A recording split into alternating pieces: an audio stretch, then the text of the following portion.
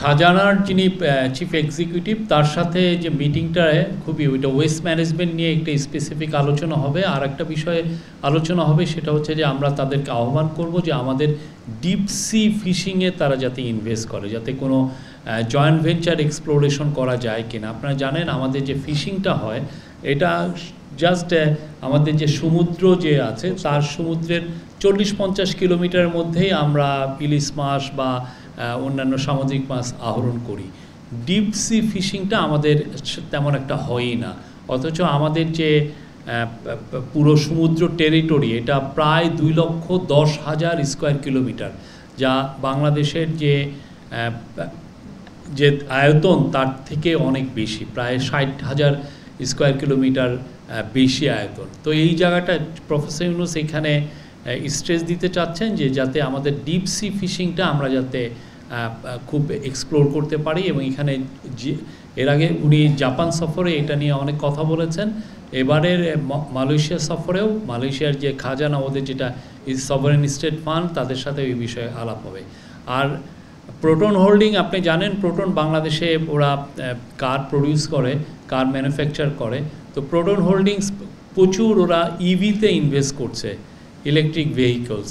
তো আমরা চাবো যে তাদের সাথে এইখানেও যাতে বাংলাদেশে ইলেকট্রিক ভেহিকলস প্রডিউস ম্যানুফ্যাকচার করা যায় কিনা, বা করলেও কীরকম আমরা সহযোগিতা করতে পারি, বা জয়েন্ট ভেঞ্চার কীভাবে এক্সপ্লোর করা যায় সেটা নিয়ে আলোচনা হবে। অন্যান্য যারা আছেন যে আগে এখন যে রবি যে মালিক এক্সিয়াটা তারও চিফ এক্সিকিউটিভের সাথে কথা হবে। আর ওইখানে যারা যাচ্ছেন আমাদের যে খনিজ জ্বালানি খনিজ উপদেষ্টা ওনার সাথে আলাদা পেট্রোনাসের চেয়ারম্যানের মিটিং হবে।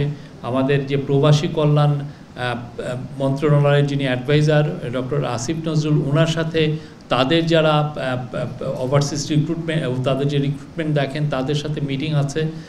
এছাড়া আমাদের বিডার যে এক্সিকিউটিভ চেয়ারম্যান আশিক চৌধুরী উনি এই যে অনেকগুলো বিজনেস মিটের এই বিজনেস যে কনফারেন্স হবে সেখানে বক্তব্য রাখবেন। এটা খুবই আমরা একটা 2 দিনের খুব আমরা বলছি যে খুব অ্যাকশন প্যাকড একটা ট্যুর, এবং আমরা আশা করছি এটা খুব সফল হবে। Thank you. শফিক ভাই, আমার নাম হচ্ছে মোহন, আমি একাত্তরে কাজ করি।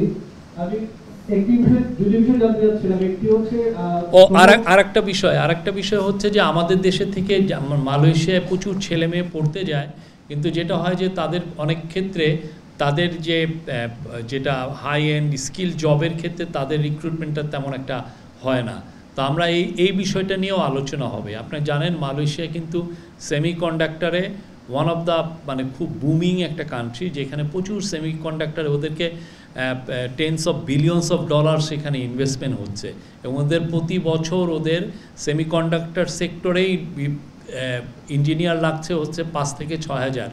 তো আমরা যদি আমাদের এখান থেকে যারা ওইখানে পড়তে যাচ্ছেন তারা যদি গ্র্যাজুয়েশন করে ওইখানে এই চাকরিগুলো পেতে পারেন, সেই বিষয়টা নিয়েও আলাপ হবে। এবং বাংলাদেশেতে কীভাবে আমরা স্কিল লেবার ওইখানে পাঠাতে পারি, মালয়েশিয়ার যেগুলো এই যে সেমিকন্ডাক্টর সহ যেগুলো high skill labour intensive high skill যেগুলো লেবার লাগে সে ওয়ার্কার লাগে সেই সমস্ত সেক্টরে।